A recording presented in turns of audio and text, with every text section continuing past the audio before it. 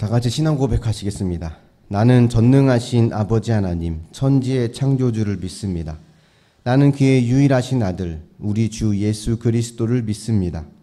그는 성령으로 잉태되어 동정녀 마리아에게서 나시고 본디오 빌라도에게 고난을 받아 십자가에 못 박혀 죽으시고 장사된 지 사흘 만에 죽은 자 가운데서 다시 살아나셨으며 하늘에 오르시어 전능하신 아버지 하나님 우편에 앉아 계시다가 거기로부터 살아있는 자와 죽은 자를 심판하러 오십니다.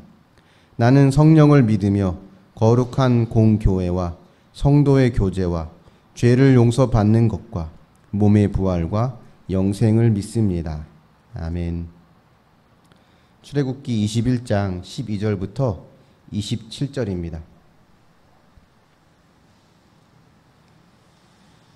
사람을 쳐 죽인 자는 반드시 죽일 것이나 만일 사람이 고의적으로 한 것이 아니라 나 하나님이 사람을 그의 손에 넘긴 것이면 내가 그를 위하여 한 곳을 정하리니 그 사람이 그리로 도망할 것이며 사람이 그의 이웃을 고의로 죽였으면 너는 그를 내 제단에서라도 잡아내려 죽일지니라. 자기 아버지나 어머니를 치는 자는 반드시 죽일지니라. 사람을 납치한 자가 그 사람을 팔았든지 자기 수하에 두었든지 그를 반드시 죽일지니라. 자기의 아버지나 어머니를 저주하는 자는 반드시 죽일지니라. 사람이 서로 싸우다가 하나가 돌이나 주먹으로 그의 상대방을 쳤으나 그가 죽지 않고 자리에 누웠다가 지팡이를 짚고 일어나 걸으면 그를 친 자가 형벌은 면하되 그간의 손해를 배상하고 그가 완치되게 할 것이니라.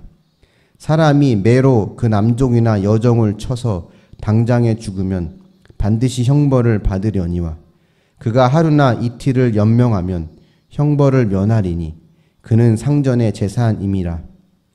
사람이 서로 싸우다가 임신한 여인을 쳐서 낙태하게 하였으나 다른 해가 없으면 그 남편의 청구대로 반드시 벌금을 내되 재판장의 판결을 따라 낼 것이니라. 그러나 다른 해가 있으면 갚되 생명은 생명으로, 눈은 눈으로, 이는 이로, 손은 손으로, 발은 발로, 된 것은 된 것으로, 상하게 한 것은 상함으로, 때린 것은 때림으로 갚을지니라. 사람이 그 남종의 한 눈이나 여종의 한 눈을 쳐서 상하게 하면 그 눈에 대한 보상으로 그를 놓아줄 것이며 그 남종의 이나 여종의 이를 쳐서 빠뜨리면 그 이에 대한 보상으로 그를 놓아줄지니라. 아멘. 구약의 율법을 보면 때론 너무 엄격하다는 생각을 하게 됩니다.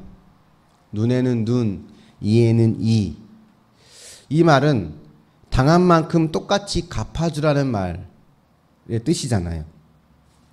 누가 사람을 죽이면 반드시 그 사람도 생명을 내놓아야 한다는 겁니다. 누군가에게 상해를 입혔으면 똑같이 상해를 입게 하라는 겁니다.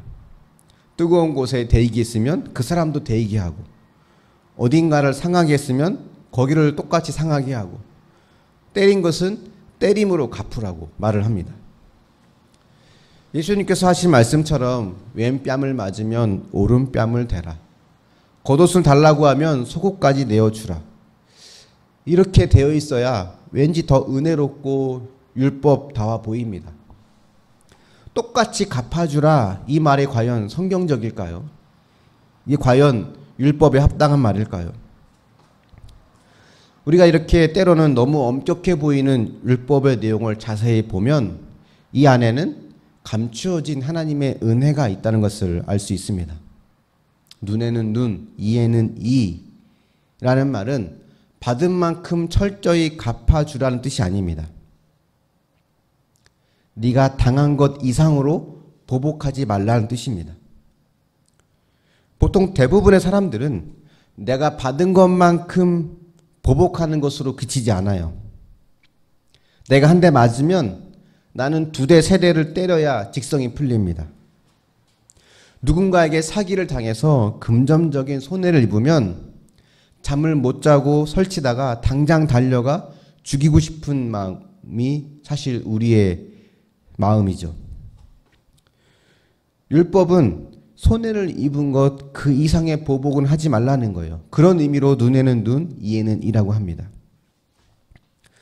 그리고 예수님의 말씀처럼 왼뺨을 맞으면 오른뺨을 대라고 하는 것까지 순종할 수 있을 만한 그런 수준이 아직 이스라엘 백성들에게는 없습니다.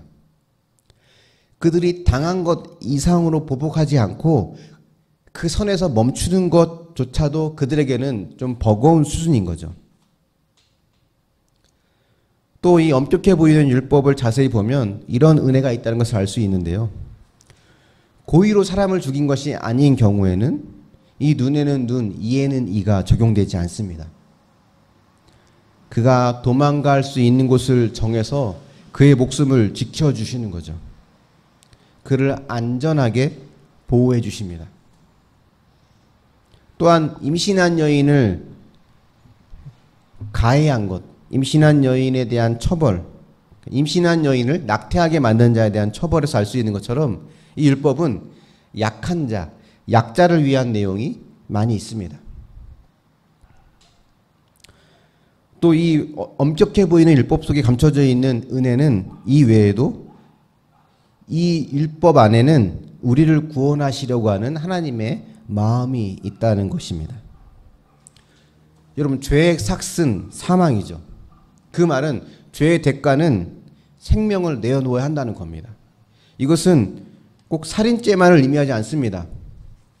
우리 모든 인간은 하나님 앞에 다 죄인이죠. 우리가 어떠한 죄를 짓든 그 죄에 대한 결과, 그 죄가 크고 작든 그 죄에 대한 결과는 죽음뿐입니다.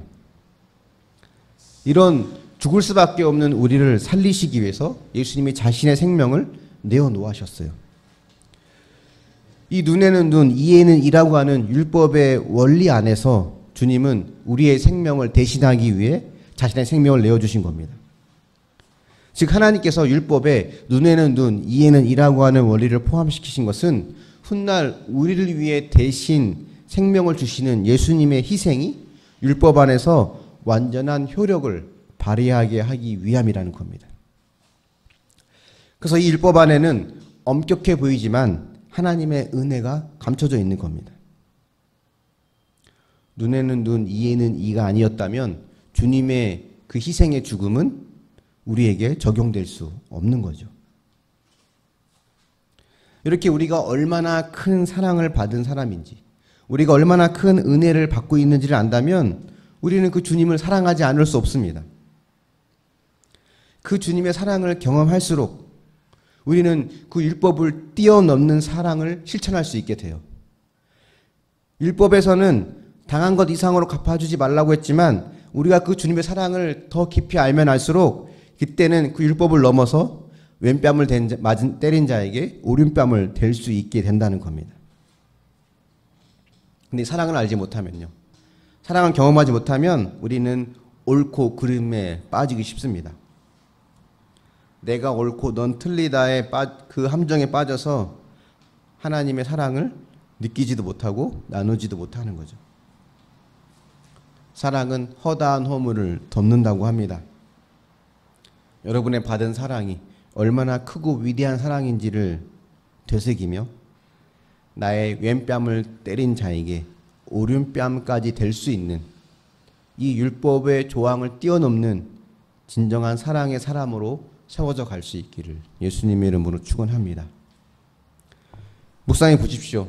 여러분, 아직까지 용서하지 못한 사람이 있습니까? 누구인가요? 내가 받은 사랑과 은혜를 생각하면 용서할 마음을 가질 수 있을까요? 기도하겠습니다. 사랑의 하나님, 너무나도 엄격해 보이는 구약의 율법 안에 하나님의 은혜가 감춰져 있음을 보게 됩니다.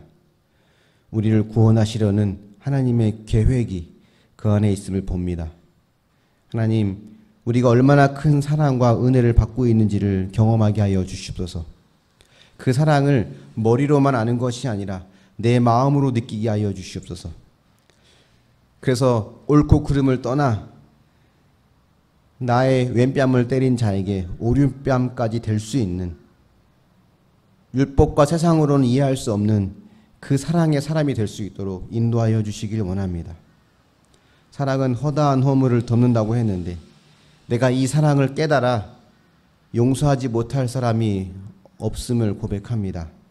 하나님, 아직까지 용서하지 못한 자가 있다면 주님, 우리 안에 한없는 주님의 사랑을 부어주시고 그 사랑의 힘으로 그의 연약함을 또 품어주고 용서할 수 있는 그런 마음을 가질 수 있도록 함께하여 주시옵소서. 감사드리며 예수님의 이름으로 기도합니다. 아멘. 오늘 주신 말씀을 가지고 함께 또 기도하며 나아가기 원합니다. 같이 기도하겠습니다.